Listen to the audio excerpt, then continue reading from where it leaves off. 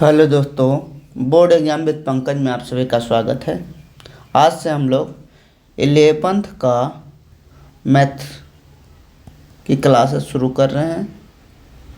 अगर इस क्लास को आप रेगुलर देखते हैं, यह क्लास रोज़ 8 बजे शाम को होगी। अगर आप रेगुलर देखते हैं तो आपको 11th और 12th से संबंधित मैथ में किसी भी प्रकार का थोड़ा भी प्रॉब्लम नहीं होगा, क्योंकि इसमें पूरा एनसीईआरटी कवर करेंगे। ऑब्जेक्टिव क्वेश्चन, अच्छे लेवल का ऑब्जेक्टिव क्वेश्चन करेंगे। यानी आप किसी कंपटीशन की भी तैयारी कर रहे हैं तो निश्चित होकर इस पूरे सीरीज को अटेंड कर सकते हैं। 1-2 क्लास में आपको समझ में आ जाएगा ये सीरीज आपके लिए कितना उपयोगी है। मैं आपको विश्वास दिलाता हूँ यह सीरीज आपके लिए बहुत ज़्यादा उपयोगी होगी। इसे पढ़ने का तरीका क्या रहेगा? एनसीईआरटी किताब को भी साथ रखेंगे, उसमें जो इम्पोर्टेंट पॉइंट दिया रहेगा उसे भी पढ़ते हुए जाएंगे और अपने से जो उन पॉइंट से उसका अर्थ निकलेगा उसे अच्छे से आपको लिख कर भी समझाएंगे। देखिए क्या कर रहा है, सेट्स समझ कह रहा है। यहाँ जो अंग्रेजी लिखा है वो देख लेते हैं। इन दीज डेज, इन दिनों में, of conflict between ancient and modern study, कह रहा है जो पुराने, एंशियंट मैंने होता है पुराना, मॉडर्न मैंने होता है आधुनिक। पुराना और आधुनिक जो स्टडी हुआ है, अध्ययन हुआ है, उसमें कन्फ्लिक्ट चल रहा है, लड़ाई चल रहा है इन दिनों में। There must be purely be something to be said for a study, कह रहा है कुछ बातें सही रूप से स्टडी के बारे में कही जा सकती है। Which did not begin with Pythagoras, ऐसा नहीं मानिए कि पैथागोरस ही पढ़ाई का, स्टडी का शुरुआत किए हैं और इन विषय आइंस्टीन तक ही पढ़ाई ख़त्म हो चुकी है। इस पैथागोरस जब आए थे उसके पहले भी पढ़ाई चल रही थी। आइंस्टीन की जब मृत्यु हो गई उसके बाद भी पढ़ाई चल रही है। But is the oldest and youngest, कहना क्या चाह रहा है कि ठीक है पैथागोरस के पहले भी पढ़ाई चल रही थी, आइंस्टीन के बाद भी चलेगी, लेकिन पैथागोरस पढ़ाई की शुरुआत किए तो उन्हें ओल्डेस्ट माना जा सकता है, सबसे पुराना स्कॉलर माना जा सकता है, और आइंस्टीन को सबसे नया स्कॉलर माना जा सकता है। कौन की क्या है? G.H. हार्डी ने कहा, G.H. हार्डी साहब। देखिए मतलब नहीं है, फिर भी आप अच्छे से कम पहला जो चैप्टर के पहले लाइन है उसका इतना अर्थ समझना चाहिए। कहना क्या चाह रहा है? कहना चाह रहा है कि पुराने और नए जो स्टडी हुई है आज के दिनों में उसमें लड़ाई चल रही है, लेकिन कुछ बातें स्पष्ट रूप से कही जा सकती है कि पैथागोरस ना शुरू किया और ना आइंस्टीन अंत किया। लेकिन ये भी कहा जा सकता है कि पैथागोरस का योगदान ज़्यादा है तो उसको ओल्डेस्ट मान सकते हैं, आइंस्टीन का योगदान भी ज़्यादा है तो उसको यंगेस्ट मान सकते हैं। यहाँ कह रहा है समुच्च, ये जो सेट थ्योरी हम पढ़ रहे हैं इसका विकास जर्मन गणितज्ञ जॉर्ज कैंटर ने कब किया? 1845 से 1918 तक में किया। 1845 से 1918 का मतलब क्या है? 1845 में इनका जन्म हुआ था, 1918 में मृत्यु हो गई।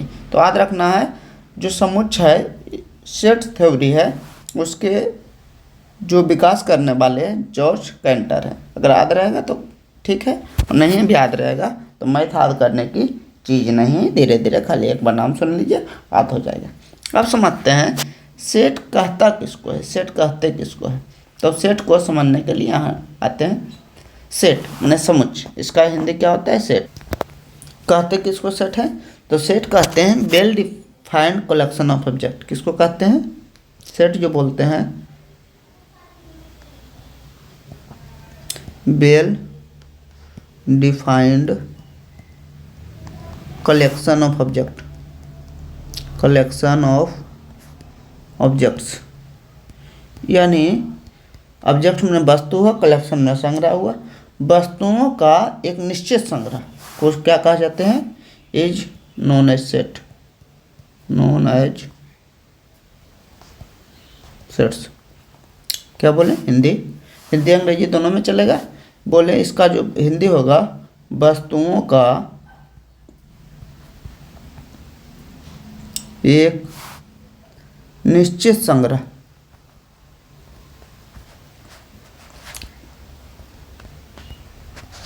को सेट कहा जाता है। क्या कहा जाता है? सेट कहा जाता है। बात को समझते हैं अच्छे से। वेल डिफाइंड कलेक्शन या वस्तुओं का निश्चित संग्रह से तात्पर्य क्या है?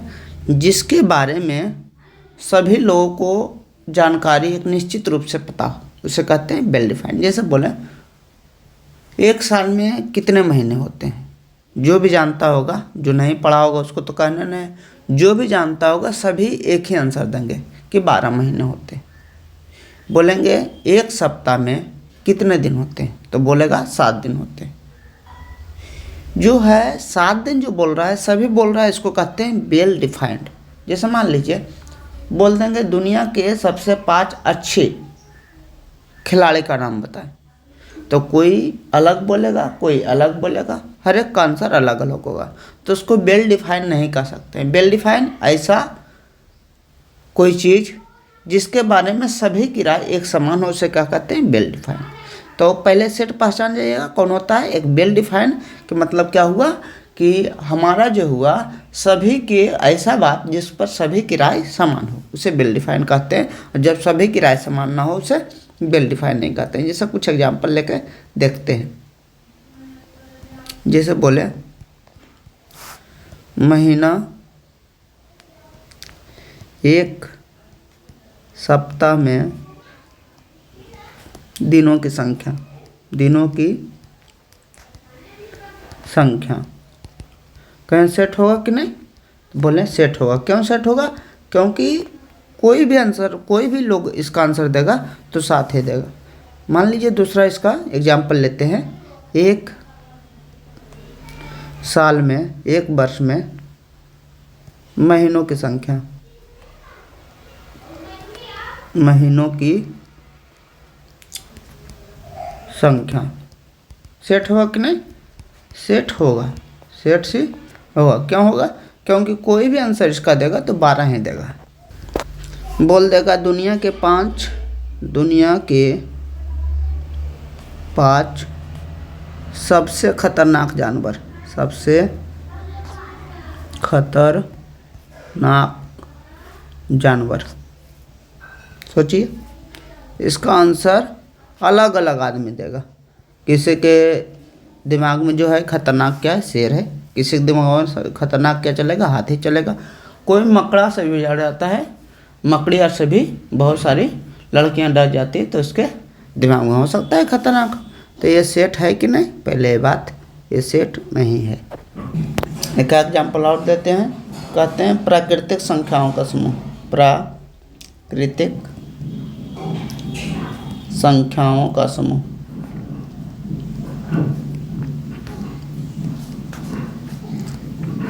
सेट है कि नहीं?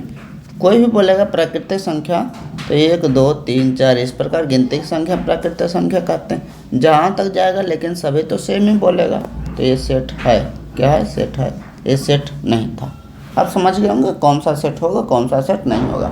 बस इतना सोचना है, जब भी कोई क्वेश्चन सेट के बारे में दे, पहचानना रहे सेट है या नहीं, तो उसके बारे में सोचना है कि इसका आंसर सभी के लिए समान है तो सेट है, अगर समान नहीं है तो सेट नहीं है। और समझते हैं सेट्स का प्रकार। सेट्स का प्रकार, सेट्स का प्रकार, type of set on the basis of number. इधर देखिए, जब बोले एक सप्ताह में कितने दिन होते हैं तो 7, ये सेट हो गया। कहें प्राकृतिक संख्याओं का समूह कितना है? 1 2 3 4 अनंत तक भी सेट हो गया।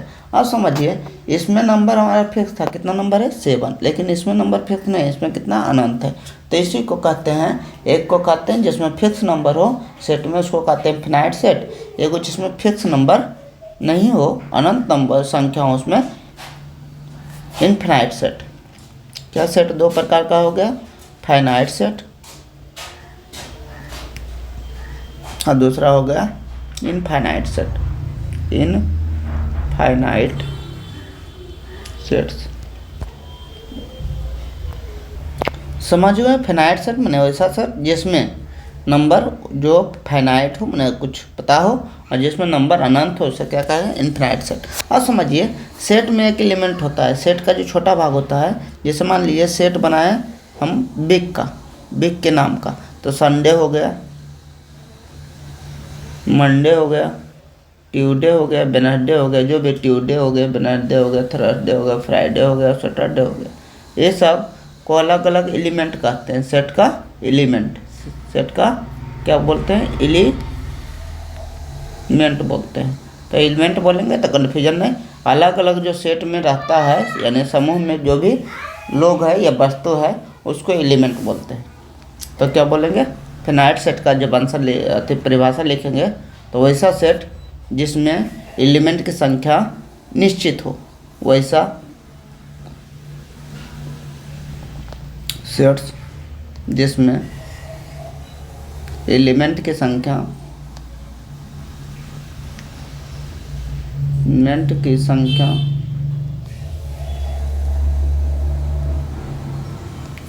निश्चित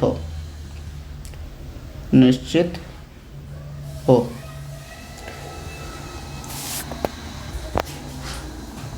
इनफिनाइट सेट का परिभाषा क्या होगा? वैसा सेट्स जिसमें एलिमेंट की संख्या अनंत हो, एलिमेंट की संख्या अनंत हो,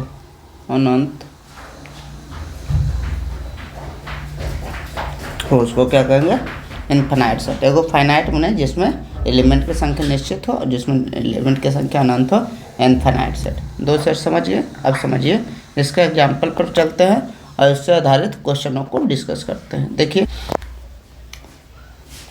यहाँ आइए, 1.1 में पहला ही क्वेश्चन है। पहला क्वेश्चन में कह रहा है कि निम्नलिखित में कौन सा समुच्चय, अपने उत्तर का औचित्य बताइए। यानी अपने उत्तर का क्या बताना है? कारण बताना है। अगर किसी को सेट कर रहे हैं तो क्यों कर रहे हैं, उसका कारण बताइए। पहले आप वीडियो रोकिए और अपने से सोचिए कौन सा सेट है, कौन सा सेट नहीं है, इसका कारण सोचिए। कह रहा है जैसे प्रारंभ होने वाले वर्ष के सभी महीनों का संग्रह। जैसे प्रारंभ होने वाले वर्ष का कौन कौन महीना है सोचिए। तो जनवरी है, और कौन सा है? जून है, और क्या है? जुलाई है, और क्या है? जनवरी, फरवरी, मार्च, अप्रैल, मई, जून, जुलाई, अगस्त, सितंबर, अक्टूबर, नवंबर, दिसंबर। बस 3 ही है। तो ये हुआ 3। सभी लोग यह 3 बताएगा कि अलग भी बता सकता है? सेम ही बताएगा। इसका मतलब ये सेट है कि नहीं है? क्योंकि क्या लिखेंगे?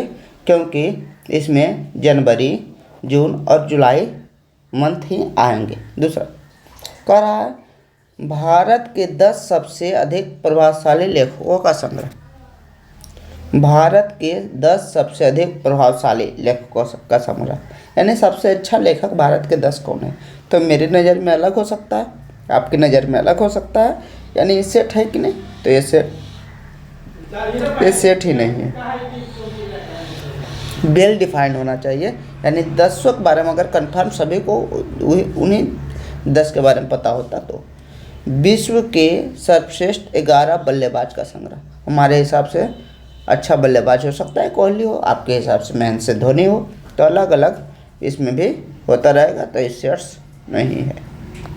देख लिए, कह रहा है आपकी कक्षा के सभी बालकों का संग्रह। मान लीजिए हम जिस कक्षा में पढ़ा रहे हैं उसमें 40 लड़का है, तो 40 हम भी गिनेंगे। 40 कोई भी लड़का से पूछेंगे तो भी 40 ही बचाएगा। यानी well defined collection of object हो गया। तो सेट होगा कि नहीं? हाँ, सेट होगा, क्योंकि किसी से भी पूछे जाने पर लड़कों की संख्या उतना ही बताएगा जितना एक लोग बताएंगे। कह रहा है 100 से कम सभी प्राकृतिक संख्याओं का संग्रह। 100 से कम सभी प्राकृतिक संख्या कौन कौन सा है? 100 से कम प्राकृतिक संख्या देखिए, 1 है, 2 है, 3 है। प्राकृतिक संख्या मैंने गिनती संख्या। 100 से कम यानी कहाँ तक जाएंगे? 99 तक जाएंगे। अगला देखिए, लेखक प्रेमचंद द्वारा लिखित उपन्यास का संग्रह। अब सोचिए, लेखक प्रेमचंद कितने उपन्यास लिखे, जो भी बताएगा। तो हो सकता है हम बताएं तो क्या हो कि उनका उपन्यास बताएं। जो गोदान है, उन्होंने जो भी लिखे, गोदान लिखे हैं और पूस की रात लिखे हैं। इस प्रकार जो भी बताएगा तो सब सेम ही बताएगा कि अलग अलग बताएगा? सेम ही बताएगा। इसे इसलिए इसे क्या कह सकते हैं, सेट कह सकते हैं। तो ये हमारा सेट है, सेट्स है। अगला कह रहा है सभी सम संख्याओं का संग्रह। सभी सम संख्या 2, 4, 6, 8 इस प्रकार जा सकता है। तो सब कहाँ तक जा सकता है, अनंत तक। सब यही बताएगा, इसका मतलब सेट है। इस अध्याय में आने वाले प्रश्नों की संख्या तो इस अध्याय में कितने प्रश्न है देख लीजिए। इस अध्याय में कोई बताएगा तो अंतिम 6 प्रश्न है। तो 6 प्रश्न सभी सेम ही बताएगा कि 6 प्रश्न है। इसका मतलब यह क्या है, सेट्स है। विश्व के सबसे अधिक खतरनाक जानवरों की संख्या अभी बताया, ये सेट्स हमारा नहीं होगा। तो आप समझ रहे हैं कौन सा सेट होगा, कौन सा सेट नहीं होगा, उसका कारण क्या होगा आप लिख सकते हैं। जैसे मान लीजिए पाला का कारण लिखेंगे, पहले सेट रहेगा उसी का कारण तो लिखेंगे।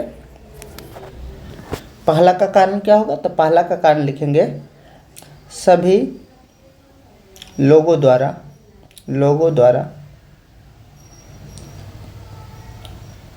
जे से शुरू होने वाले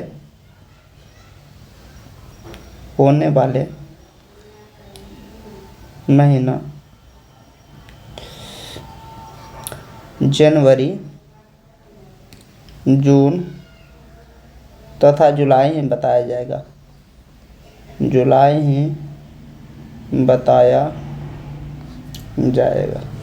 इसलिए सेट है। इस प्रकार लिखना है। जैसे मान लीजिए तीसरा में लिखेंगे क्या, चौथा नंबर सेट है। तो चौथा नंबर में क्या लिखेंगे, चौथा नंबर में इसमें लिखेंगे आपकी कक्षा में सभी बालकों का संग्रह। तो जितने भी कक्षा में उपस्थित बालक हैं सभी के द्वारा सेम संख्याएं बताई जाएगी, इसलिए सेट है। अगला क्या है, 100 से कम प्राकृतिक संख्याओं का संग्रह। क्या लिखेंगे, इसमें सभी लोग 1 से 99 संख्याओं तक ही के बारे में बताएंगे, इसलिए ये सेट है। क्या लिखा है, प्रेमचंद द्वारा लिखित उपन्यासों का संग्रह। इसमें सभी लोग प्रेमचंद के उपन्यास के बारे में बताएंगे, इसलिए ये सेट है। सभी पूर्णांक संख्याओं का संग्रह, इसमें सभी सम पूर्णांक यानी सम संख्या जो पूर्णांक 2, 4, 6, 8 इन्फिनिटी के बारे में बताएंगे, इसलिए सेट है।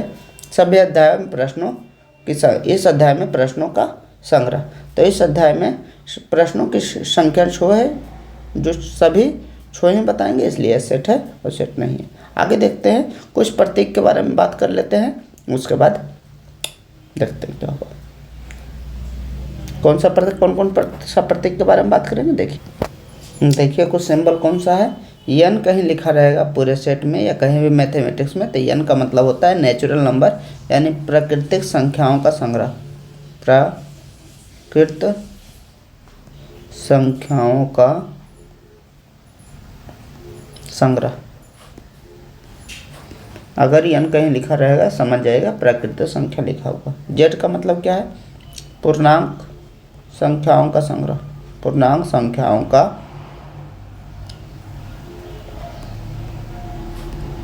पूर्णांक संख्या क्या होती है, पूरा संख्या को पूर्णांक संख्या कहते हैं। प्राकृत संख्या क्या होती है, गिनती की संख्या को प्राकृत संख्या कहते हैं। जिसमें प्लस लगा रहेगा उसका मतलब धनात्मक होता है। यह का मतलब जेड पूर्णांक संख्याओं का संग्रह है, तो धनात्मक पूर्णांक संख्याओं का संग्रह होगा। क्या होगा, धनात्मक पूर्णांक संख्याओं का संग्रह।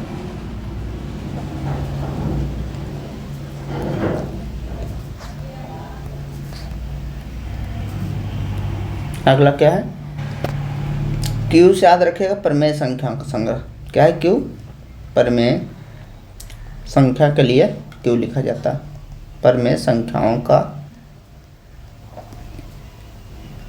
संग्रह। अगला क्या है, अगला है क्यू प्लस यानी धनात्मक प्रमेय संख्याओं का संग्रह। प्लस का मतलब धनात्मक बता दिए, धनात्मक प्रमेय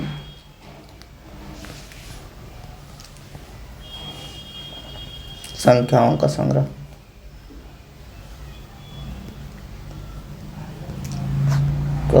संग्रह। अगला क्या है, अगला है आर। इसका मतलब आर का मतलब रियल नंबर, वास्तविक संख्याओं का संग्रह। वास्तविक संख्या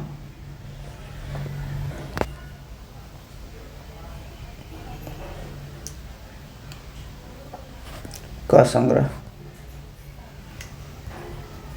अगला क्या है, r प्लस यानी धनात्मक वास्तविक संख्याओं का संग्रह।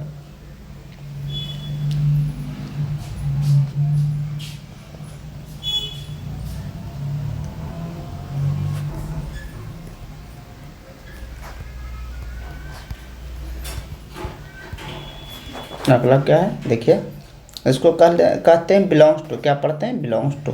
लिख देते हैं एक बार, बिलोंग्स टू। बिलोंग्स टू पढ़ते हैं। बिलोंग्स टू का मतलब क्या होता है, उसमें चीज है यानी सम्मिलित, सम्मिलित वस्तुएं। समझाते हैं क्या होता है, इसको कहते हैं does not belongs to, doesn't belongs to. सम्मिलित नहीं है, सम्मिलित नहीं है। सम्मिलित है, सम्मिलित नहीं, इसका मतलब क्या हुआ, जैसे बोल दिए कि जो संडे है और वीक ऑफ द डे है, वीक ऑफ द डे है यानी सप्ताह का दिन संडे है क्या, तो हाँ संडे जो है सप्ताह का दिन है, तो Sunday belongs to week of the day. लेकिन बोल दिए, मान लीजिए बोल दिए कि January week of the day है क्या, वीक ऑफ द डे यानी जनवरी सप्ताह का दिन है क्या, तो कहें जनवरी सप्ताह का दिन नहीं है, साल का महीना भलो है, तो डज नॉट बिलोंग टू। यानी जो चीज़ रहेगा उसको बिलोंग्स टू कहते हैं, जो चीज़ नहीं रहेगा उसको नॉट बिलोंग्स टू कहते हैं। जैसे एक बार और समझिए, मान लीजिए कोई सेट दिया है, सेट का निरूपण करली ब्रैकेट से होता है जिसको मंझोली ब्रैकेट कहते हैं। मान लीजिए कोई सेट दिया है जिसमें लिख दिया है 3, 5, 7, 9 ऐसे करके 11, 13 और कह रहा है 3 ए है, यहाँ बिलोंग्स टू रहेगा कि नॉट बिलोंग्स टू, 3 तो 3 कहें ए में है तो बिलोंग्स टू 3। लेकिन 4 ए में है क्या, तो 4 कहीं नॉट बिलोंग्स टू ए, तो बिलोंग्स टू को काट देना है तो उसको कहें कहीं नॉट बिलोंग्स टू। अब देख लेते हैं इस पर क्वेश्चन, उसके बाद अगले दिन और पढ़ेंगे। देखते हैं दूसरा क्वेश्चन इसी पर आधारित था, कह रहा था दूसरा क्वेश्चन यहाँ है, ये बोला है देखिए, मान लीजिए ये 1 2 3 4 5 6 है, रिक्त स्थान को बिलोंग्स टू और डज नॉट बिलोंग्स टू से भरिए। अब तो समझिए, कह रहा है 5 जो है इसमें है क्या ए में, तो कहे हाँ है, तो 5 बिलोंग्स टू ए होगा। आंसर क्या होगा, बिलोंग्स टू होगा। अगला देखते हैं, उसके बाद कहा 8 क्या है ए में, तो 8 तो इसमें नहीं है, तो कहीं नॉट बिलोंग्स टू होगा, बिलोंग्स टू को काट देंगे। उसके बाद 0 इसमें है क्या, ए में 0 नहीं है, देखिए 1 से 6 तक है, तो कहीं नॉट बिलोंग्स टू होगा, कहीं नॉट बिलोंग्स टू। 4 देखिए है, तो 4 क्या होगा, बिलोंग्स टू ए होगा, बिलोंग्स टू ए। अब ये दोनों अपने से आप कर लीजिएगा। अगला दिन पढ़ेंगे रोस्टर फॉर्म, और एक क्या पढ़ेंगे, समुच्च जो होता है, समुच्च निर्माण विधि होती है, 2 इसका निरूपण होता है, सेट का निरूपण होता है, वो अगले दिन पढ़ेंगे। अगर ये क्लास अच्छी लगी तो इसे लाइक शेयर सब्सक्राइब करें, और ज़्यादा से ज़्यादा सब्सक्राइब करें, लाइक करें, शेयर करें, और क्या करें, जब इसमें 100 व्यू आ जाएगा, जब मैथ के वीडियो में 100 व्यू आने लगे यानी 100 लोग देखने लगेंगे, तो हम इसी क्लास में हम physics 11th physics 12th physics अच्छे से आसानी से स्टार्ट कर देंगे, आपको फिजिक्स भी पढ़ने में मज़ा आने लगेगा। Thank you so much for watching this video, thank you.